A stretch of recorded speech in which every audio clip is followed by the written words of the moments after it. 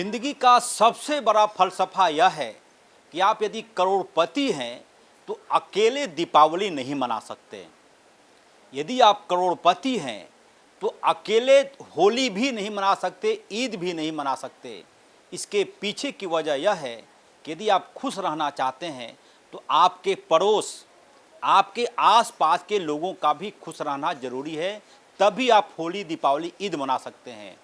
और बिहार के गया जिले का एक शख्स अचानक कहीं नौकरी करता था पहले, फिर अचानक दिमाग में आया कि मैं तो नौकरी कर रहा हूँ, इससे सिर्फ मेरी दाल रोटी चल रही है, कुछ ऐसा करें कि दूसरे की दाल रोटी चले।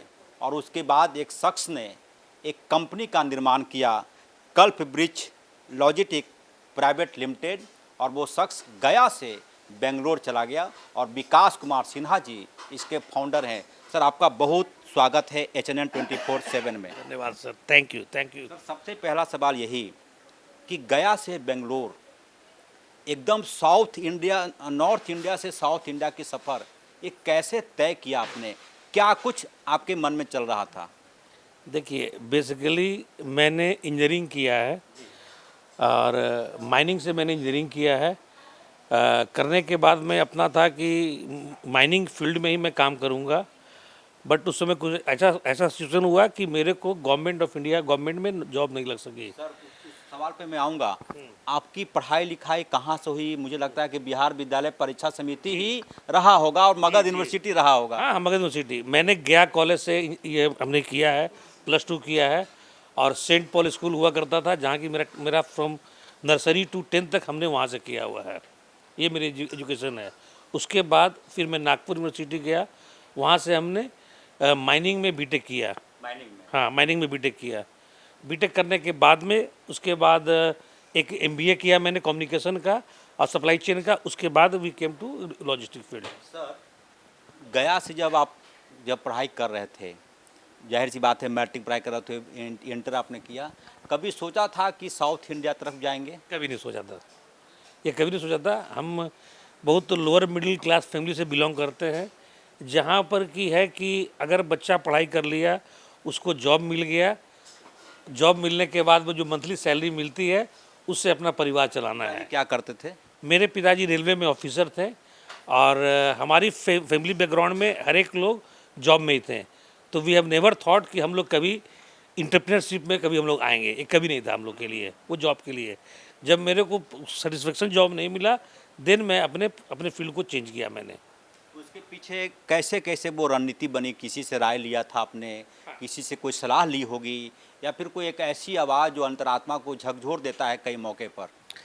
बेसिकली क्या हुआ कि जब once I was struggling in my life, तो मेरे को महिंद्रा लॉजिस्टिक एक नई कंपनी है जो कि आनंद महिंद्रा की कंपनी है। उस कंपनी में मैंने जीरो से स्टार्ट किया। यू कैन से कि एक सुपरवाइज़र के लेवल पे जो होता है, basic started from career from zero, वहाँ से स्टार्ट किया। दिल्ली में मेरी फर्स्ट पोस्टिंग थी। लगभग एक दिन में 18 आवर्स 19 आवर्स में काम करता था, 19 घंटा काम करता था। वो मेरे को एक जज्बा था काम करने का। आज के युवा को बोला जाए 18 घंटे काम करने को, सवाल ही नहीं उठता है। मैं बताता हूँ, उसके बाद मैं ट्रांसफ़र हुआ था बेंगलोर में। ये कभी नहीं हो सकता है कि कोई आदमी ऑफिस में जाए और 5 दिन तक वो घर पे नहीं जाए। मैं ऐसा शख्स रहा हूँ। बेंगलोर ऐसे ऑफिस में, म्यूजियम रोड में अपना ऑफिस था, महिंद्रा की ऑफिस थी, AC केबिन था, घर नहीं जाता था। 5 दिन वहीं पर अपना कपड़ा चेंज करके बाथरूम में, जो कि कॉर्पोरेट ऑफिस में नहीं कर सकते आप, मैं उस जगह पर रहा कि नहीं, कोई काम मिला, I have to get the success. उसमें नौकरी में थे आप? नौकरी में थे। वहाँ करने के बाद में फिर लगा कि यार जब कर रहे, खुद अपने के लिए काम क्यों नहीं करूँ। अपनी दाल रोटी तो चल रही है, लेकिन ये काफ़ी नहीं है जीवन में। जब मैं था तो देखा कि बहुत लोग यूपी बिहार के लड़के लोग आए। मैंने टीम खड़ा किया, 100-150 का लोगों के लिए वहाँ पे टीम खड़ा किया।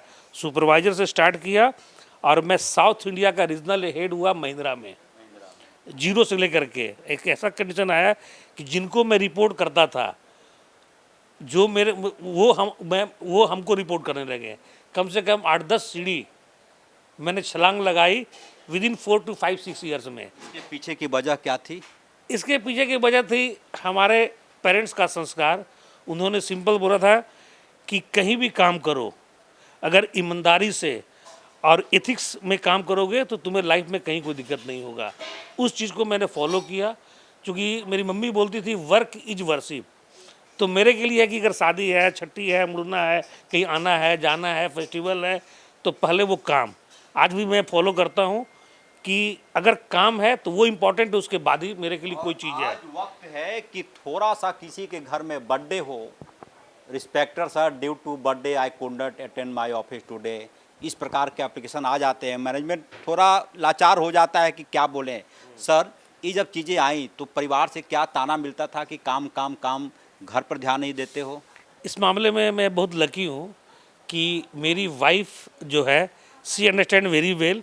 मैंने बोला कि घर को तुम संभालो, बाहर मैं संभालता हूँ। क्या करती हैं वाइफ आपकी? मेरी वाइफ हाउस वाइफ है। देखिए, हाउस वाइफ बोलने से हो सकता है डांट पड़े, house maker. House maker, but मैं एक्चुअली बोलूँ she is a founder member of this organisation. मैं तो इम्प्लाई हूँ एक्चुअल में। हाउस वाइफ है, लेकिन उसका गाइडेंस है, वो घर वो देखती है, बाहर मैं देखता हूँ। आपने कंपनी बना लिया, कितनी पूंजी लगी थी उस वक्त? पैसा था आपके पास? नहीं, मैं बोलता हूँ एक समय ऐसा भी देखा कि या मैंने फ्लैट लिया था ईएमआई पर, मेरे पास वो पैसा नहीं हो रहा था कि मैं उस फ्लैट को ईएमआई दे पाऊँ 4-5 महीना। ऐसा वक्त आया था जब मैंने अपनी कंपनी को हमने फॉर्म किया था, एनपीए होने के कगार पे था। But I will respect that mister Venkataraman was branch manager of that bank. वो जाने कि विकास कुमार कुछ ना कुछ करेगा, मैं कभी भूलूंगा नहीं। उस आदमी ने अपना पैसा, मेरा एनपी में मिस्टर वेंकटरमन, हाँ वो साउथ इंडियन थे। वो मैं बाहर ट्रैवल कर रहा था, बोला विकास जी आप चिंता मत कीजिए, मैं पैसा करता हूँ। वो बंदा 95,000 रुपीज़ सम चेंज, आज भी याद है। 4-5 महीने का ईएमआई था, उन्होंने पे किया। मैं आया 1 महीने के बाद दिया। मैं रहा होगा सर 18,640 मेरा ईएमआई था, मेरे को आज वो याद है। 10,000 रुपया। और वक्त क्या रहा होगा साल? ये साल अब मेरे को याद करना पड़ेगा, अभी चल रहा है 25, तो 13 में स्टार्ट किया, आई थिंक 14 या 15-16 के आसपास का पीरियड होगा। 2015-16 में एक शख्स बैंक का ईएमआई नहीं भर रहा है और फ्लैट बिक्री के कगार पर आ गया था। विश्वास जीता, भरोसा जीता, बैंक मैनेजर ने कहा कि आई विल सपोर्ट यू। उसके बाद क्या हुआ विकास सर? हाँ, उसके बाद सर फिर मैं आया, फिर कहीं से पैसा आया तो मैं बैंक मैनेजर को दिया। वो बोला कि विकास जी हमको मालूम था कि आप ये गलत नहीं करोगे। उस कारण से मेरा फ्लैट एनपीए में भी नहीं हुआ और सिविल रिकॉर्ड भी मेरा ख़राब नहीं हुआ। वो चलते रहा, फिर मैं पैसा दिया, वो चलते रहा। तो मैं उस जगह से स्टार्ट किया। मेरी की वो स्थिति थी कि वो घर भी था, जितना इंश्योरेंस था, पॉलिसी था, मेरा सब खत्म हो गया था। लेकिन ऊपर वाले का आशीर्वाद, मम्मी पापा का आशीर्वाद, भगवान का आशीर्वाद और लोगों का संस्कार था कि आप अच्छा काम करो। अपना इंटेंशन था कि सब जितने लोग साथ में आए, टीम बनाया, लोगों ने मेरे ऊपर ट्रस्ट किया। और मेरा क्या है कि जुबान चलता है, अगर मैंने कमिट किया तो भैया मेरे पास होना नहीं, पहले अगले के पास होना चाहिए। अभी कंपनी जो आपका कंपनी है, किस किस कंपनी से टैग है आप लोगों का? सर आज की तारीख में टचवुड, आप वर्ल्ड का नंबर टॉप 10 कंपनी का नाम लीजिए, they are my client, not Indian, I am talking about the world top 10 company, name it. We are a service partner of this organisation. आज की तारीख में if I can tell, Mercedes Benz auto sector में top है, वो हमारा client है। I am serving a employ transportation for them. आप ले लीजिए Amazon, Walmart, Flipkart, they are the ये टॉप ई कॉमर्स कंपनी, वो मेरा क्लाइंट है। You can name it Reliance, they are my client. तो touch wood, they are my client and they believe me. We are in the service industry. क्या होता है कि after we are with them more than 9 year 10 years, क्या होता है कि time के बाद में कस्टमर को भी लगता है कि एक ही चेहरा देखते हुए, वो करते हुए पसंद नहीं आता है, फिर वो चेंज करते हैं। बट टचवुड, अपनी टीम जो अपने साथ में टीम है, जो सर्विस पार्टनर हैं और प्लस जो टीम है, वो इतने अच्छे हैं, वो इतना अच्छा काम करते हैं, हम लोग की बात सुनते हैं, जिस कारण से कस्टमर हम लोग को चेंज नहीं करता है। And we are maintaining this business from day one. तारीख में जब हमारी आपसे बातचीत हो रही है, कितने लोगों के रोजगार के माध्यम विकास कुमार सिन्हा जी बने हुए हैं? हालांकि देता ईश्वर है, माध्यम आप हम बनते हैं, तो मैं माध्यम ही मानकर चल रहा हूं कि विकास कुमार सिन्हा जी ऐसे कितने लोगों के घर के चूल्हे जलने का वजह माध्यम बने हुए हैं। सर मैं इतना बड़ा आदमी नहीं हूँ कि मैं किसी का माध्यम हूँ। मैं स्टार्ट किया था अपने के लिए कि मैं ये मतलब कि अगर एक 55 ईयर्स होने के बाद में, आज की तारीख में कॉर्पोरेट में मालूम था कोई नौकरी नहीं देगा। जो आज की तारीख में जो मार्केट की स्थिति है, तो मेरे को था कि छोटा कुछ भी काम करेंगे अपने के लिए काम करें, अपने ये फीलिंग था सर वही कि फीलिंग लगभग अब 2014 के बाद प्रधानमंत्री नरेंद्र मोदी बोले हैं कि जॉब सीकर नहीं जॉब क्रिएटर बनो। आपको तो बहुत बधाई, ये सोच पहले आ गई थी। हाँ, तो उस कारण से हम लोग ने स्टार्ट किया। वो स्टार्ट करने के बाद में क्या हुआ, मतलब भगवान के पास से या अपने पूर्वज का, माता पिता का आशीर्वाद रहा कि जो भी कस्टमर को मैं लिया, स्टार्ट किया था मैंने, फर्स्ट स्टार्ट किया था फ्लिपकार्ट के साथ में। यू कांट इमेजिन कि जब मेरे को फर्स्ट सर्विस देना था, I need one vehicle for the deployment, I will not forget the name of that person. वो बोला कि यार ये आदमी है, बाहर से आया है, मेरे से गाड़ी मांग रहा है, साधन मांग रहा है, वो कर नहीं पाएगा।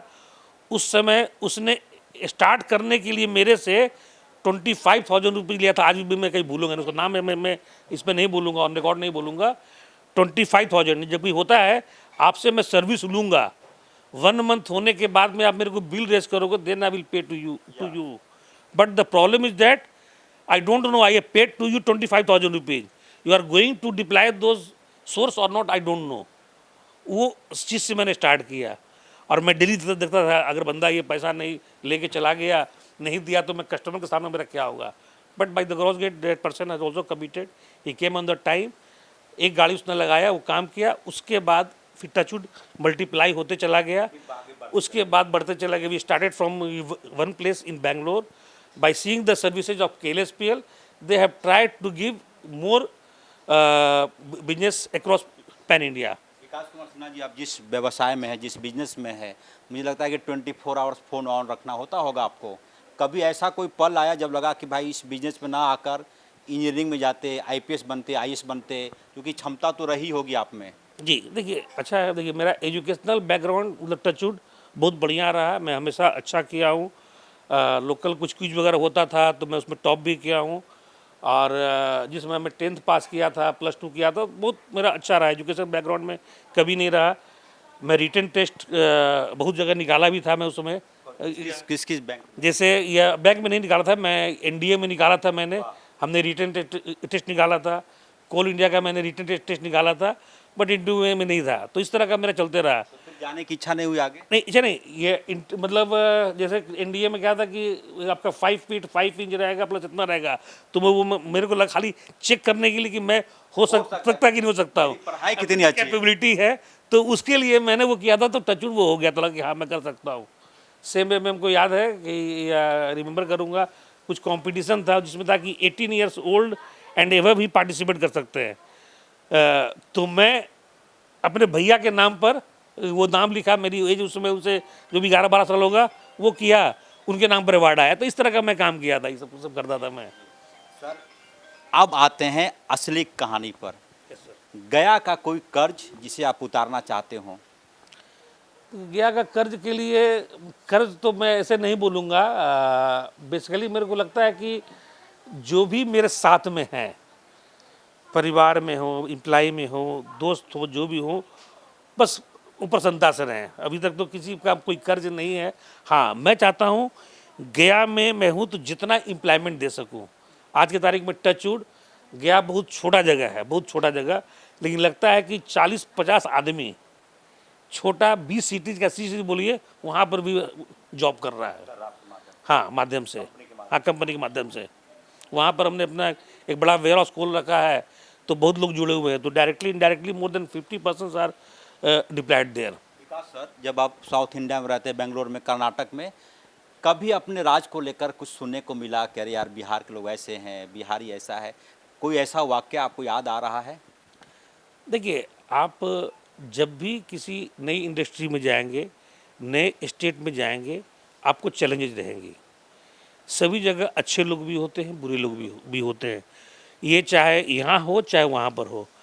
ये है कि आप किसके साथ उठते हैं, किसके साथ बैठते हैं, वो आपको पहचान होना पड़ेगा। तो बाय द गॉड ग्रेस मेरे साथ जो हमारे सीनियर जूनियर जो थे वो अच्छे लोग मिले, तो मेरे साथ भी लोकल चैलेंजेस आया। बोलना नहीं चाहिए, एक बार ऐसा भी हुआ कि उसमें एक जैसे एक अलग मतलब पॉलिटिकल पार्टी थी, मतलब थर्ड विंग, जो कि लैंग्वेज के लिए करती थी। एक टाइम ऐसा आया था महिंद्रा में कि कम से कम 200 आदमी आ गए थे। बोलना नहीं चाहिए, बहुत चीज़ होने वाला था, लेकिन अगेन लोकल लोगों ने अपने टीम के लोग ही वही लोग आकर के उनको हटाया और वो चीज़ किया। तो मैं वो फेज भी देख रहा हूँ, how to handle this thing, and people have trusted us. अब सर, आप चूँकि आप इतने अनुभवी व्यक्ति हैं, बिजनेसमैन हैं आप, बिहार का विकास या बिहार किस रूप में आप देख पाते हैं? क्या जहाँ पहुँचना चाहिए था वहाँ पहुँचा है बिहार? देखिए, अभी बिहार नहीं पहुंचा है। आपको मैं बोलता हूं कि बिहार के साथ एक दुर्भाग्यपूर्ण है।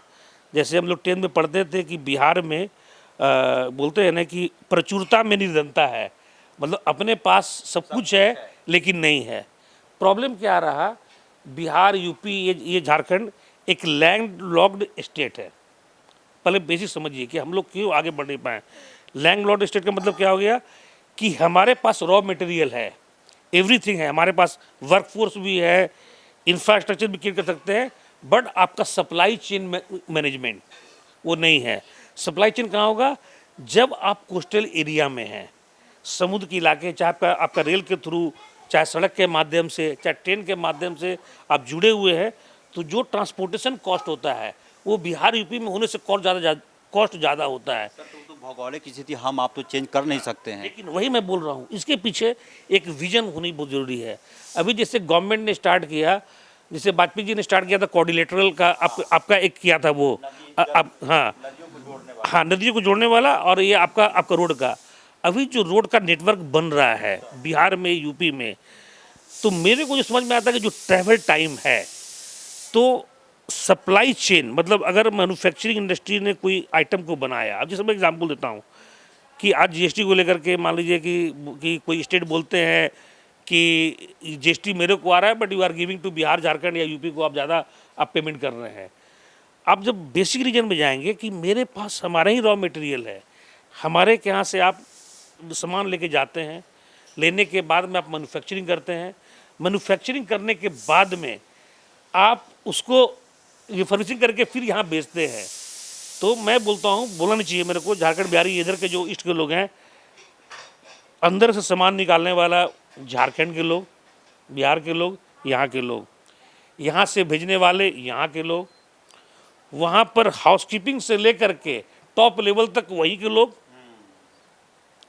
ट्रांसपोर्टेशन वाले यहाँ के लोग, लेकिन पैसा यहाँ नहीं आ रहा है, नहीं आ रहा है। देन आपका लॉजिस्टिक इंडस्ट्री, किसी भी इंडस्ट्री को आगे बढ़ाने के लिए सप्लाई चेन लॉजिस्टिक अगर आपका सही है, तभी उस देश का, उस कंट्री का, उस स्टेट का विकास होगा। आज इसको लोग फोकस नहीं करते हैं, बिकॉज लॉजिस्टिक एक अनऑर्गेनाइज सेक्टर था। अगर आप इसको ऑर्गेनाइज सेक्टर बनाएंगे, आज की तारीख में जीडीपी का 14 to 15% आपका लॉजिस्टिक इंडस्ट्री का है, बट कोई इस पर फोकस नहीं है। अगर आप इस पर फोकस करेंगे तो काम होगा।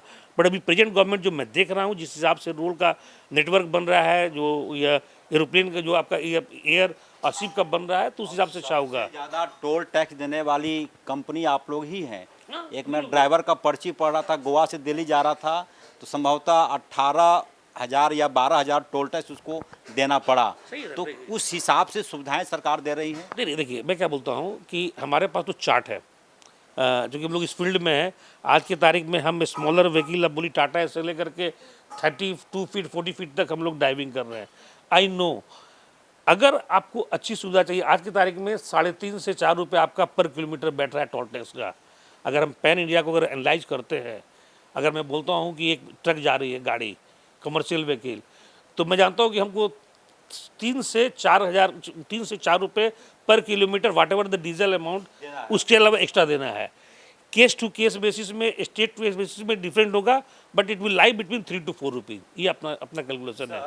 केंद्र की जो सरकार है, मेरा सवाल सीधे नरेंद्र मोदी से जुड़ा है, किस रूप में आप उद्योगपतियों का समूह उन्हें देखता है? देखिए, मैं पॉलिटिकल स्टेटमेंट मैं नहीं दूंगा, मैं चूँकि मैं एक ऑर्गेनाइजेशन में हूँ, मैं किसी के बारे में अच्छा बुरा नहीं बोलूँगा, बट मैं इतना ये बोलूँगा कि अभी जो पॉलिसी है, जो सिंपल एग्जांपल है, आज की तारीख में चाइना इतना डेवलप क्यों किया? What is the reason behind the China? उनके पास सब कुछ है, जो उनके पास है मेरे पास में है। हमारे पास में वर्क फोर्स है, हमारे पास में मिडिल एज का जो बोलते हैं यंग जनरेशन, आज की तारीख में 40 से 50% हमारे पास में है, जनरेशन मेरे पास में है। मेरे पास रॉ मटेरियल है, लेकिन हम लोग कभी रेवेन्यू को कन्वर्ट करके अपने क्या नहीं कर पाए। क्यों? Due to supply chain, due to supply chain of the material. The transportation cost is very high कि जब आप वर्ल्ड के किसी सेंटर में जाते हैं तो इंडिया का माल अगर वहाँ जाता है। सर, कोई एक चीज प्रधानमंत्री नरेंद्र मोदी से मांगना हो, आप जिस व्यापार में हैं, क्या कुछ उन्हें कहना चाहेंगे? देखिए, मैं इधर का हूँ तो थोड़ा सा मैं मतलब बायस होकर के बोलूँगा। मैं चाहता हूँ मोदी जी से इस एरिया में जो अपना बेल्ट है, बिहार का, झारखंड का, यूपी पे आपने फोकस किया। नाउ आई एम रिक्वेस्टिंग या मोदी जी से बिहार और झारखंड में इस तरह का एक सेंटर बनाए जिससे कि नॉर्थ ईस्ट, आज की तारीख में हमारा थाईलैंड तक हमारा नेटवर्क बना हुआ है रोड का, आप देखेंगे। तो अगर इस एरिया में आप एक लॉजिस्टिक हब, लॉजिस्टिक पार्क बनाते हैं between Jharkhand and Bihar centre को देखते हुए, तो रियली इधर बहुत डेवलपमेंट होगा और बहुत जॉब क्रिएशन होगा। एक अंतिम सवाल सर, आप जिस राज्य में अभी हैं, बिरसा मुंडा की धरती पर हैं, इस राज्य को किस रूप में देखते हैं? देखिए, इस राज्य में बहुत पोटेंशियल है। अभी ये राज्य का जो डेवलपमेंट में, चूँकि मैं इस स्टेट को लगभग 40 ईयर से मैं देख रहा हूँ, मैं बचपन से यहाँ आते जाता रहा हूँ, ग्रोथ देख रहा हूँ, डेवलपमेंट देख रहा हूँ, बहुत हो रहा है। बट जिस हिसाब से होना चाहिए, अगर आप कंपेयर करते हैं एप्पल टू एप्पल, आपके पास क्या था, जिनके पास नहीं था वो आज कहाँ है, आप कंपेयर करेंगे तो उस हिसाब से विकास नहीं हुआ है। आपके पास सब कुछ है। अगर हम लोग सही ढंग से जात पात धर्म सब कुछ छोड़ दें, एक ही मोटो हो, एक ही ऑब्जेक्टिव हो, एक टीम, एक काम, एक ही उद्देश्य हो, तो ये राज्य कहीं भी जा सकता है। बहुत धन्यवाद। एक अंतिम सवाल, पॉलिटिक्स में जाने की कोई इच्छा दिल के अंदर किसी कोने में? नहीं, मेरे को कोई इच्छा नहीं है, क्योंकि मैं यहाँ पर बहुत खुश हूँ।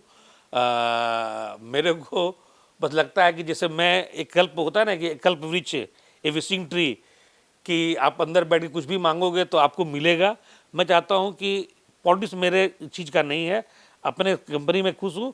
मैं कितना रेवेन्यू जनरेट करके अपने लोगों को बढ़ा सकूँ, कितने घर को पाल सकूँ, वही मेरी इच्छा है। बहुत धन्यवाद। ये थे हमारे साथ विकास कुमार सिन्हा, फाउंडर डायरेक्टर कल्प वृक्ष लॉजिटेक प्राइवेट लिमिटेड, बेंगलोर में इनकी कंपनी है। और जैसा कि मैंने कहा सवाल में कि आप वर्ल्ड के टॉप 10 कंपनी का नाम बताएं, सब इनके क्लाइंट हैं। मतलब यह कि इनकी वजह से कई लोगों को, कई सैकड़ों लोगों को रोजगार मिला हुआ है। प्रधानमंत्री से अनुरोध यही कि एक लॉजिस्टिक हब बनाया जाए, खासकर बिहार, झारखंड, उत्तर प्रदेश को मिलाकर। और हो सकता है, उम्मीद पर दुनिया कायम है, यह वीडियो प्रधानमंत्री तक जरूर जाएगा, राज्य के मुख्यमंत्री तक जरूर जाएगा। और हो सकता है इस बाबत केंद्र और राज्य की सरकार जरूर कुछ सोचे। सहयोगी उमेश के साथ HNN 24/7 के लिए रांची से अजय लाल।